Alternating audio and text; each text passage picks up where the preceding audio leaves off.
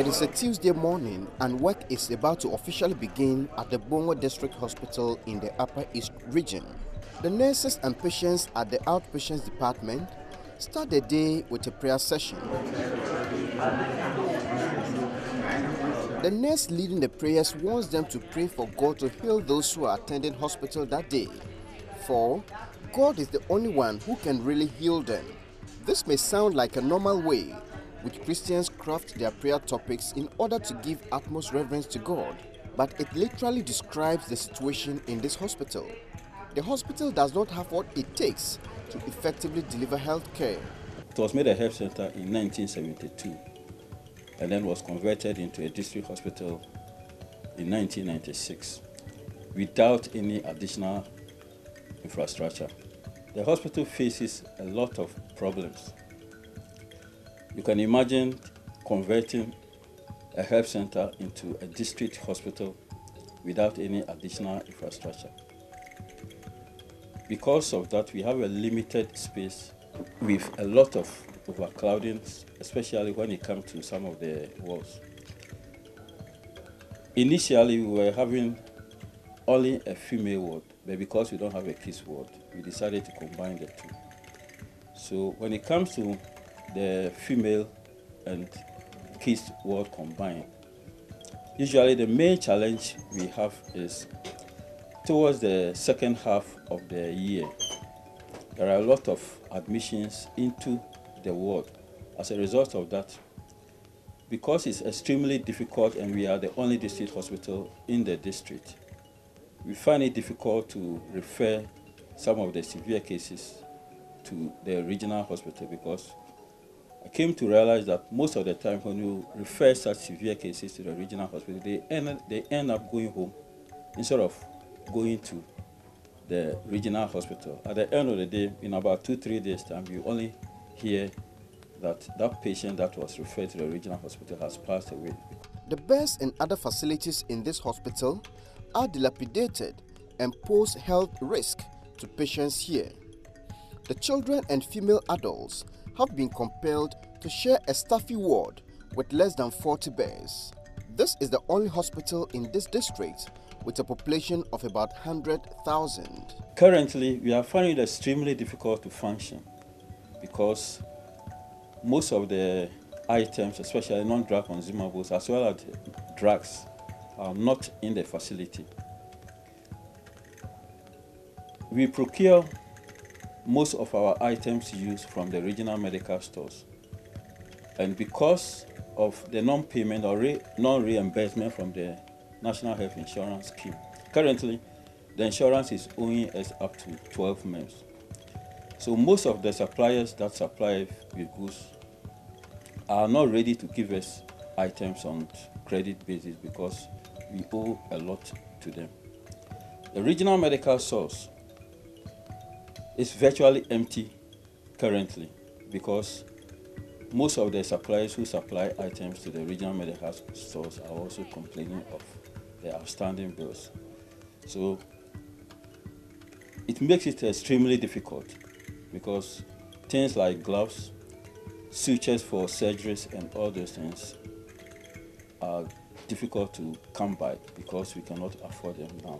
We manage medical and surgical cases combined with only bed capacity of 16. So more often we have to admit some of them on the floor if there's pressure. And the items to work with, there's oxygen apparatus. We have only one we are sharing with kids and female ward. So if there's pressure on us, at least one patient has to forgo the treatment because there's only one apparatus for that. Yeah. Because of these challenges, the hospital authorities and residents of the district rejoiced when it was announced 3 years ago that a US-based charity group had donated a 40-footer container of slightly used medical equipment for the hospital. The project entailed that we needed to just mobilize the freight, the cost of freight, shipping the 40-footer container with assorted medical equipment down to slightly used ones, down to Bongo here, for us to aid in service delivery. And so we needed an amount of $22,000 to be able to do that in getting the facility down to into to Accra, the shores of Ghana, before we can think of even transporting it into Bongo district, here for use. The joy of the impending boost to the Bongo Hospital was dashed because the district could not raise the money to bring the medical equipment to Ghana. So we had looked at this quantum of money, which was almost close to 100,000 Ghana cedis, and we thought that that would have actually been a burden on our common fund, considering the fact that and the other sources of funding, because we're Bongo as an assembly, like other assemblies, we rely mostly on the common fund. Our internal generated funding is nothing to write home about, and so the only major and reliable funding that we could have gotten was the common fund. Unfortunately, there were also some restrictions around the common fund, restrictions in the fact that we're given some targets to meet. For instance, we needed to construct 2 CHIPS compounds and 2 number classroom blocks per year for the past 2 years. These were the directives from the common fund secretariat. Besides that, there were some recurrent expenditure that the common fund would also have to use the common fund to do. And so if you were actually going to meet this target, then there was you couldn't have money to be able to raise, to bring this facility down. And so we had to look out, we had to talk to our colleagues, our citizens, who are resident out, to see whether we could be able to raise some bit of funding too. We made an attempt. We also did send some proposals out. I remember we sent a proposal to the First Lady's Foundation, Lordina's Foundation, but we never had a favorable feedback. And then we also raised some little money, totaling 17,000 Ghana cedis, which was far, far less than that we were expecting, or close to 100,000 Ghana cedis to be able to ship this 40-footer container down. For more than 3 years, the Bongo district could not raise the $22,000. The 40-footer container full of medical equipment meant for the hospital is still locked up in the US. But that is not all the worries of this district.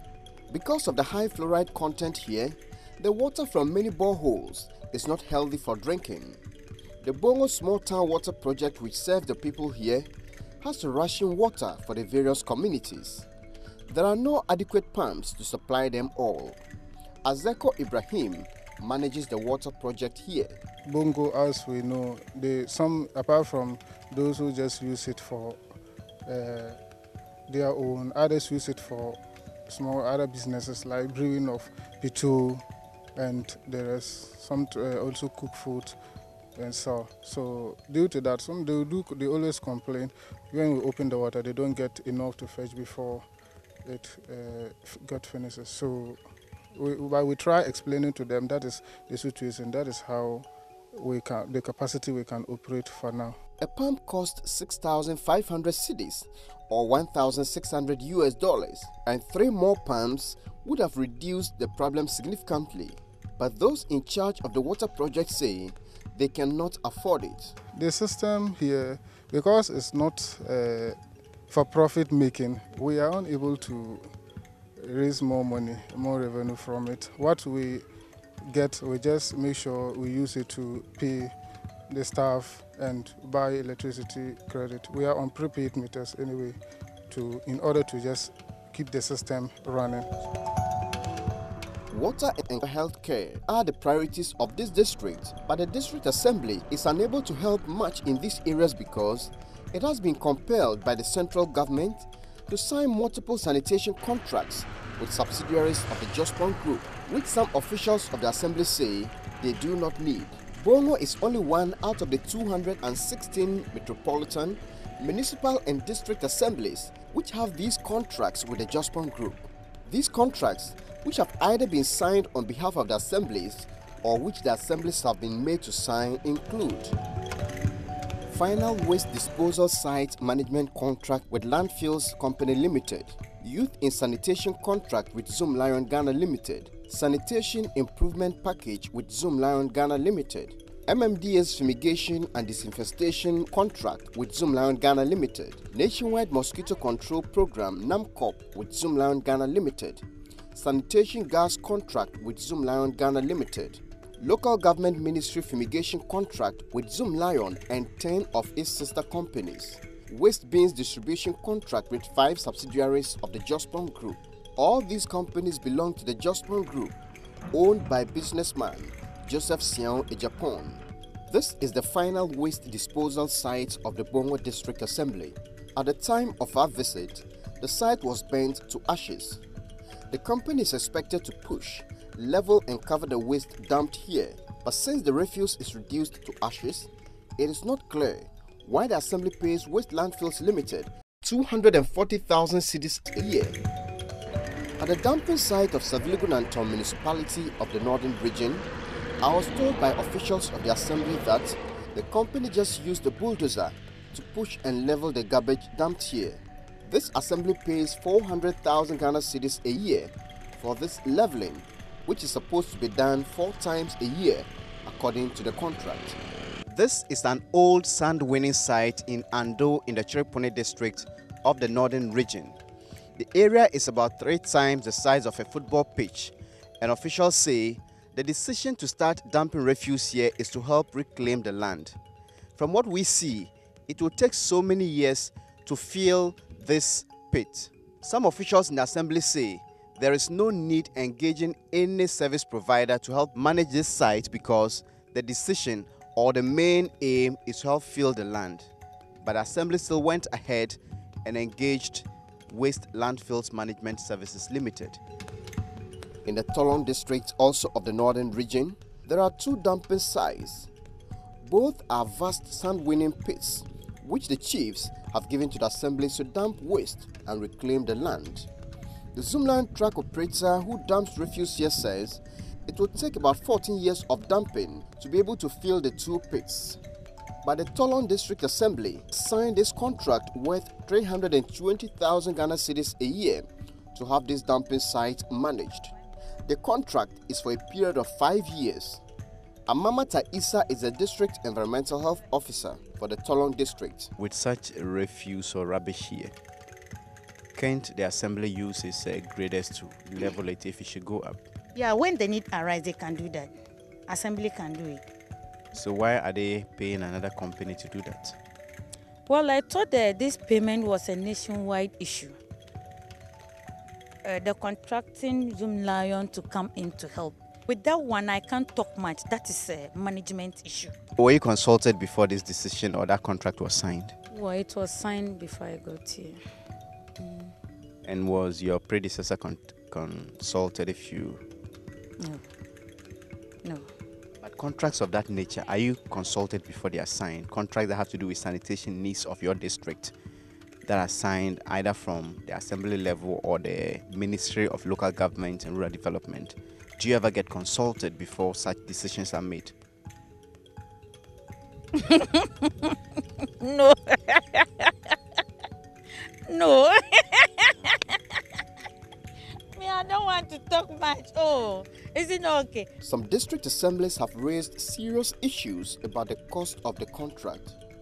The Tano District Assembly in the Bono Ahafo region is one of the few districts that resisted signing the contract, describing it as exploitative.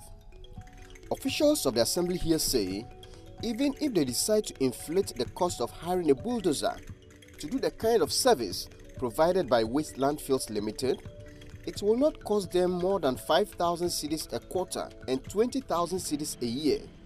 But officials of this assembly say they are under pressure from the central government to sign this contract that will cost them 320,000 cedis a year. According to them, the assembly leased the land for 5 years at a cost of 15,000 Ghana cedis, and they do not see the wisdom in paying Waste Landfills Limited 1,600,000 Ghana cedis within the same period to manage it. Some officials of the district assemblies I have visited said the district, municipal and metropolitan chief executives were compelled to sign the contract due to what they say pressure from above. While verbal pressure was put on the MMDAs to sign the contract, Joy News has learnt a letter was sent round to reinforce the need to work on dumping sites.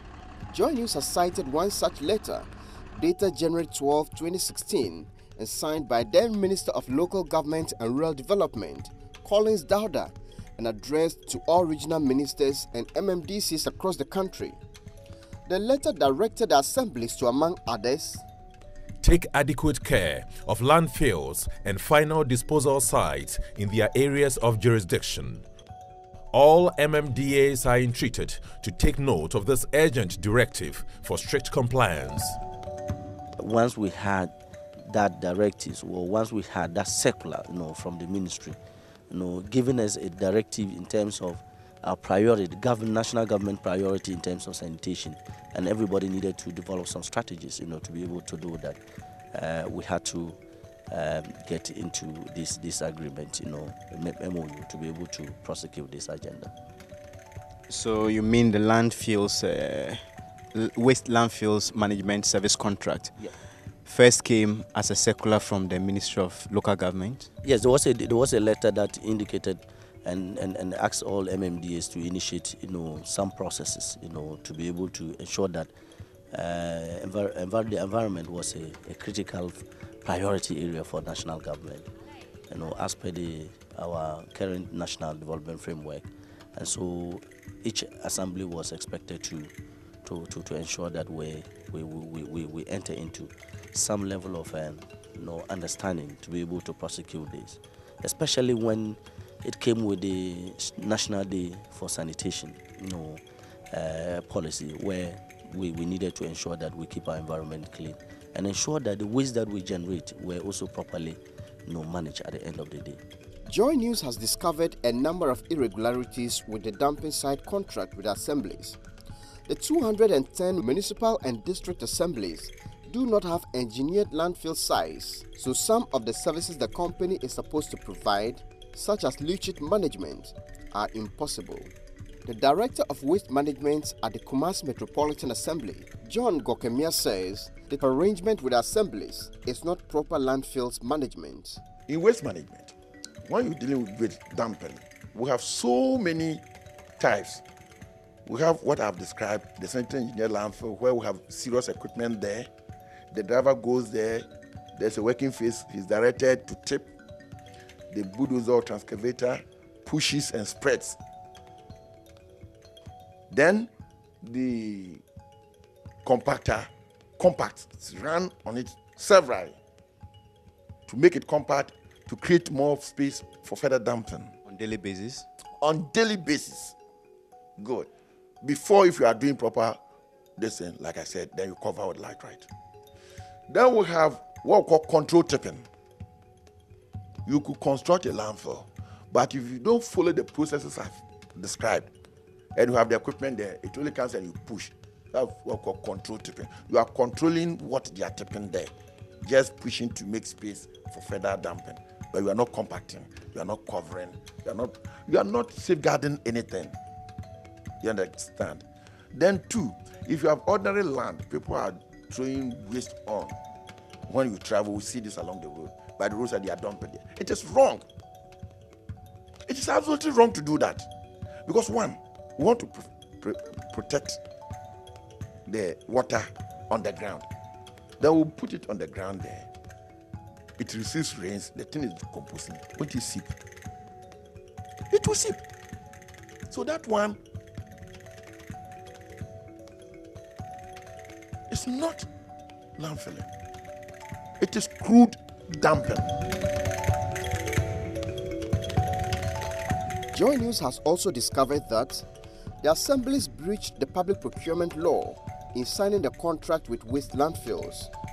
According to the procurement law, this contract ought to have gone through a competitive bidding process unless approval was sought to use other methods. The assemblies used the single source procurement method and they did not seek approval from the Public Procurement Authority. There are letters from the PPA stating that the method used by the assemblies to contract this company was illegal. The PPA has directed the assemblies to ratify the contract. The president of the Ghana Institute of Procurement and Supply, Colin Sapon, says the PPA's directive does not amount to approval. Granted, a procurement process had been done, but people are raising issues. There will be an investigation or an audit by whoever, either PPA or internal auditors or whatever. after, the law is saying that under that, even under that, they can tell you to stop or they can cancel the contract. But the C is saying you rectify. You know, the ratification is about offering improvement to replace or to correct a mistake or wrong. So this one, PPA is just telling them that, look, whatever mistake that you've done in your process, go and do it right and move on with the process. So granted, the amount called for national competitive tendering, and they decided to do restricted tendering or single source. If you want to do single source, the law is calling you to go and seek approval from PPA. If you want to do restricted tendering, the law says that even with that, you need to go and seek approval from PPA.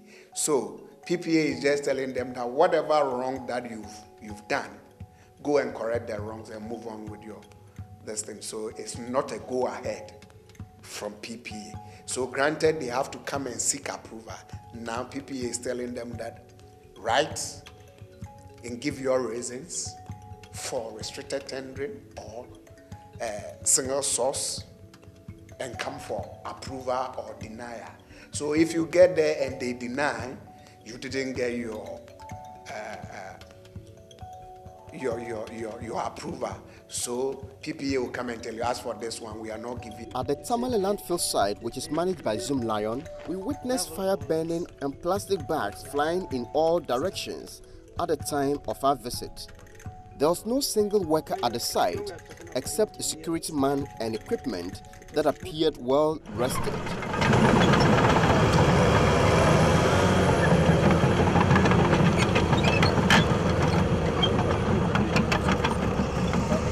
At the Kumasi landfill site, which is managed by Jospong Group, bulldozers, tipper trucks and compactors were busy at work, leveling, compacting and covering with laterites. This is the tipping phase of the landfill.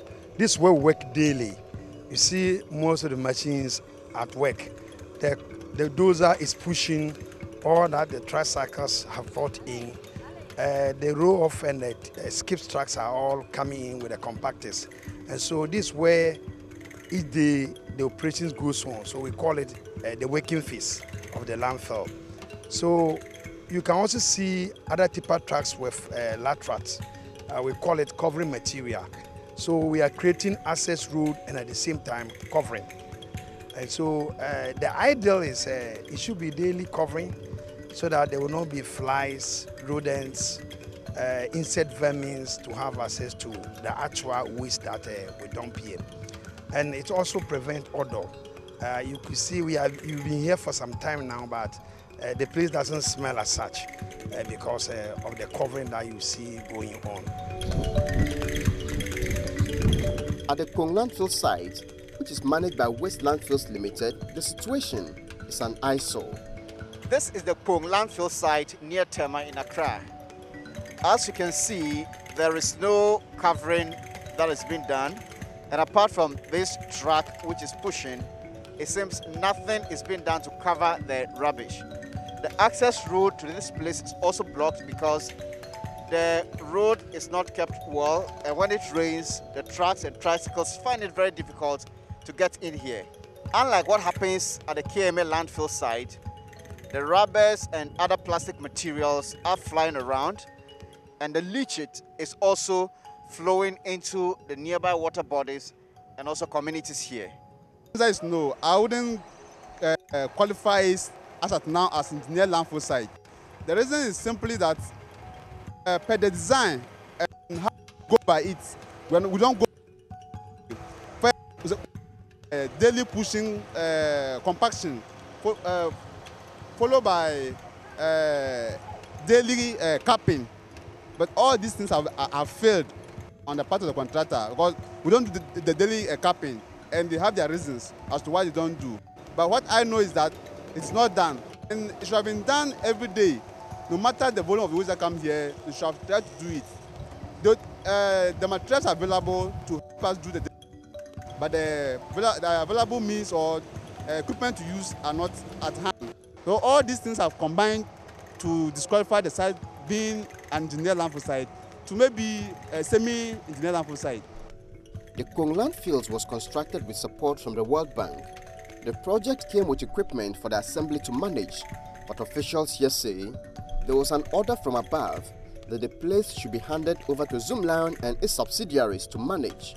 But the company is mismanaging the site, according to Solomon Noy, who is the Director of Waste Management at the Tema Metropolitan Assembly. As we speak, the place is not being well managed. The landfill is getting full due to accumulation of leachate and then inability to do effective compaction. You know, every time you dump the waste at the landfill site, there must be bulldozers on site to compact the waste, and then you do what? Use material to cover it so that there will not be pollution of the environment. But this is not done. That is why I said the landfill is not being managed as expected. So why does the Assembly not sanction the company or terminate the contract after it discovered that it is mismanaging the landfill? With our capacity now, we can manage the landfill site without any headache. There is no need for it to be given to any other private company. But we also don't have control over the contracts. You understand?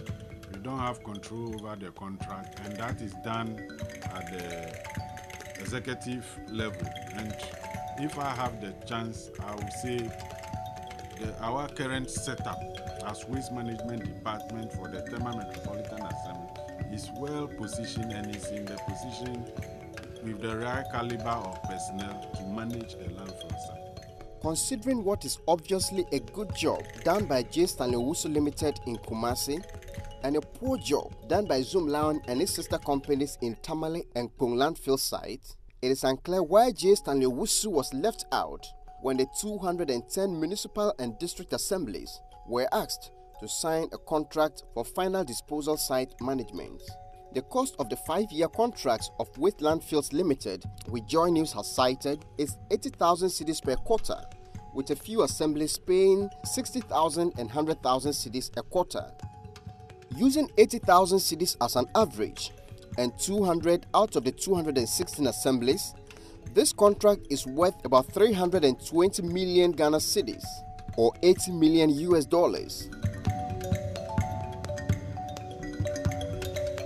This, according to the assemblies, is taking a heavy toll on their finances.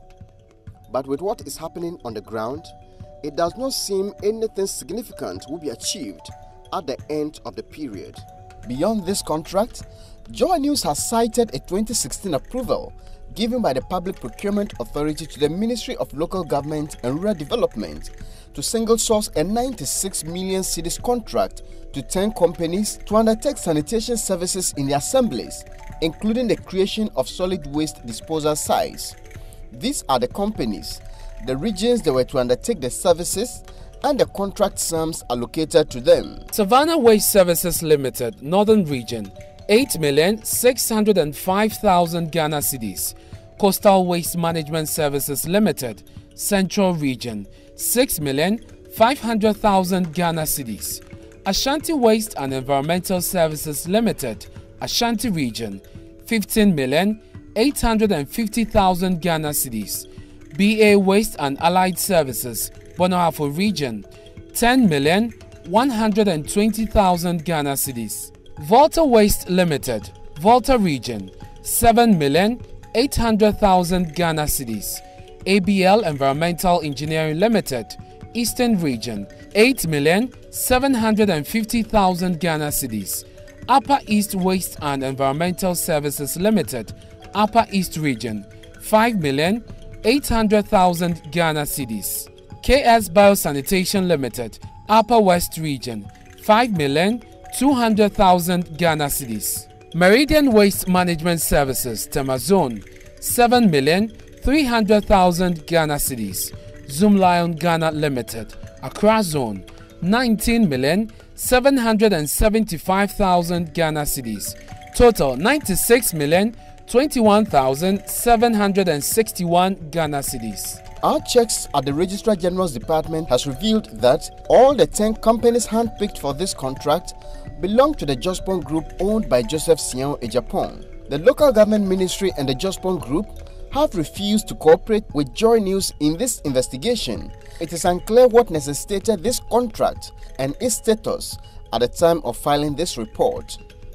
Apart from the payments the municipal and district assemblies make in respect of final disposal size management contracts, Joy News has discovered that in 2016, 63 million cedis was paid to 3 companies of the Jospong Group from the central government in respect of final disposal site management. The money was paid in 2 installments of 44 million cedis and 19 million cedis. According to documents available to Joy News, the order to pay the money was given by the Office of the President. It is not clear why payments for the final disposal site management services in the metropolitan assemblies were made to only companies belonging to the Jospong Group when managers of the Kumasi landfill site were also owed money within the same period. The payment covered contracts in 5 out of the 6 metropolitan assemblies. The only metropolitan assembly which was left out is Kumasi. The landfill site here is managed by J. Stanley Owusu, while the remaining 5 metropolitan assemblies, in respect of which the monies were paid, had their landfill sites managed by the Jospong Group. According to the assemblies, the final disposal site contracts are a serious burden on their finances. They are unable to meet their priorities and provide critical services because the chunk of their money goes into this contract which most of them do not need.